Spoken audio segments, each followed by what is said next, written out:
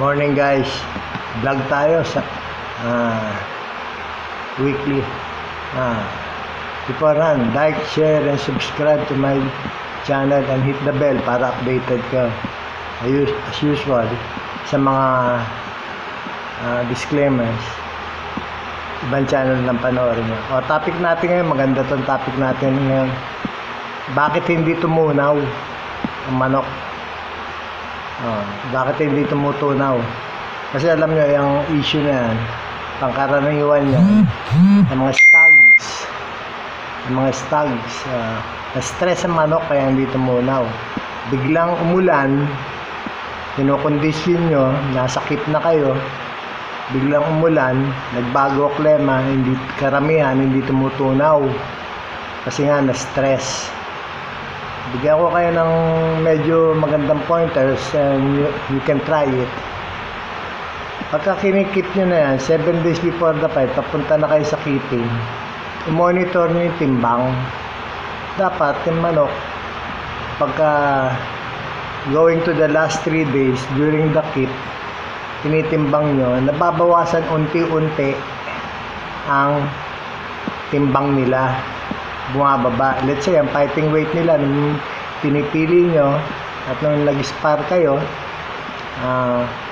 2 kilo, unti-unting bababa yan. 1.9 bababa ng ano yan, ng 5 grams, 10 grams, 15 grams ang ideal, maximum 20 grams going to the day of the fight. Saka bigyan nyo ng pagka umuulan, malamig, okay, mag-aircon, hindi naman aircon sa inyo, yung manukan nyo, at saka yung keeping room nyo sa farm, it will help kung bibigyan nyo sila ng cod liver oil para yung mainit sa katawan. Saka pagka huwag yung pahanginan yung manok, yung lagyan nyo ng humidity, kailangan din na humidity para maganda ang timpla. Pag kukunin sa kulungan, huwag nyo kagad dadamputin. Buksan nyo muna yung kulungan, panoorin nyo sila, laro-laruin nyo. Huwag nyo bibiglain kunin. May stress ang manok, stags yan Alam nyo naman yan, dati naman, ng panahon namin, wala naman stag derby, puro kak. Nauso yan, recently lang Pero ganun talaga ang manok. Sabi nga, para mga bata yan. Bata, ang definition ng bata, play. Ang manok naman, definition yan, stress. Madaling ma-stress ang manok, lalo na mga stags. Huwag nyo rin babaguhin ng pagkain. Ayan. May stress sila. Yung panunaw nila sa loob ng katawan nila, may stress yan. Huwag nyo babaguhin ang pagkain. Pero suggest ko sa inyo, para tumunaw sila, bigyan nyo sila lagi ng pasas, maski sa day of the fight, sa last feeding nyo sa day of the fight, sa madaling araw, going to the final pointing, bigyan nyo ng pasas para may fiber. Huwag naman sosobra pasas, isa lang, para mas madali ang digestion nila. Malalaman nyo yan sa timbang.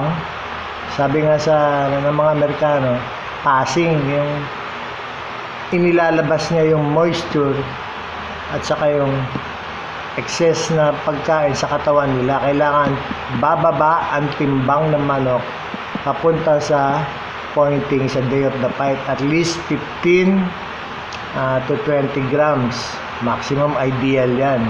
Pero pagka bumaba naman ng more than 50, magiging feverish na yan, lalagnatin na yan, iinit na pa, iinom na ng marami. Pagka manok umiinom ng maraming tubig, feverish yan, may lagnat. Alam nila yan, para mga pusa rin yan, pagka may sakit, kakain ng mga damo. Ganun lang yan. Obserbahan nyo, tandaan nyo, para tumunaw ang manok na stag sa araw ng keeping nyo, monitor nyo yung timbang. Huwag yung babaguhin ang pagkain. As much as possible, Pagka nagpapahinga sila, give them a good sleep and a good rest. Pagka nasa keep sila, hipuin nyo, timbangin nyo every 4 hours during the keep sa farm nyo. Timbangin nyo, palakarin nyo, pagpagpagin nyo, pasok nyo uli sa holding pen nila sa farm nyo. Okay? May stress ang manok kaya hindi tumutunaw, nagbabago klema, nagbabago kunyari, hindi naman aircon sa farm nyo, naging aircon o masyadong malakas ang aircon sa magiging sabungan nyo, paglalabanan nyo, usually hindi sila tumutunaw at na-stress yan. Pagka hindi tumunaw ang stag, kahit cock, may stress sila. Yan ang masasabi ko dyan sa inyo pagdating sa stress. Monitor nyo timbang, importante may timbangan, ipakalibrate nyo yan. Lagi ko sinasabi yan noon pa, kailangan may timbangan kayo. Imo-monitor nyo ang timbangan during the last 3 days of the keeping. At more rest, give them more rest. Mas maganda sa manok, sa stag, 10 days na resting or relaxing, saka rub down, para mawala yung muscle bound. Okay, tandaan nyo, 1-2 palo dapat tapos na laban. Galingan nyo selection, tignan nyo yung pagka pumalo, pit out, unang 2 palo pagka nagsaselection kayo, kanya, saka pit out. Okay, sana may nakuha kayo dyan about sa bakit hindi tumutunaw ang manok. Mamo-monitor nyo yan, ulitin ko, sa timbang, nakasahipo. Tignan nyo yung dropping. Okay? Stress sa manok, kaya hindi tumunaw ang mga stags. Alam nyo, stags, maselan yung mag-condition yan. Bago-bago yan. Okay? Shout out tayo. Shout out ko si Ricardo Kabututan ng Pangasinan. Siyempre, Pangasinan, taga dyan si Jerry Nagal, my very good friend. Shout out kita, Jerry. Thank you. John Rex Hamisola and Cristiani Obregon of Bohol. Cario TV. Shout out to kayo. Yo Celeste ng Davao. Ganda ng laban mo kahapon. 4 win, 1 loss. Konti na lang. Good showing. Jeremy Susi. Yan, madaming yan. Yellow-legged hats. Na Joe Samford. Saka meron yan Black Velcro. Ang Black Velcro, exclusive. Ang alam ko, Black Velcro, exclusive yan kay kay Domi Corpus. Okay. Isa pa pala, tatanong, ano daw ang paborito kong brown red? Wingate. Gusto ko sa brown red, Wingate. Totoo lang, mayroon pa akong sketch niyan na maganda na Wingate. Very memorable sa akin ng Wingate brown red. Nirigalo ko yung artwork ko yung kay Atty. Almario. Yan. Kay Atty. Almario, maraming yan. Maraming klaseng black yan. May Doria yan. May black and tan. May Spartan black yan. May Bates black. May MB black. May Jap, McRae yan. Pamili na lang kayo. San Mateo Rizal si Atty. Almario ang farm niya. Okay. Celso Lota.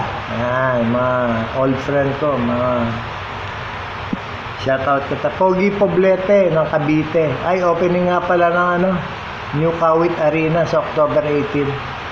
Okay. And Michael Lagdameo Almadin ng Lukban. Ayan, sa Lukban. Yung mga nagtatanong nga pala kung sino raw marirecommend ako kuna ng manok dyan. Siyempre, kilala nyo dyan. Una, si Mr. Yu, si Honey Yu. Okay ang manok. Okay kausap si Honey Yu.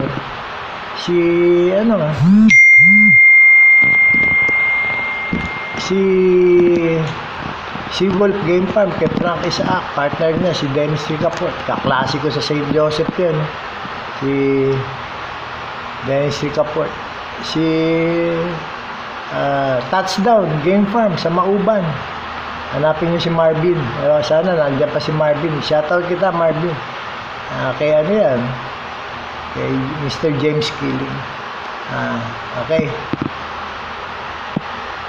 Shoutout ko rin nga pala ang Andres family. My deepest sympathy to Ruel and Janet Andres. Okay. I'll see you guys again.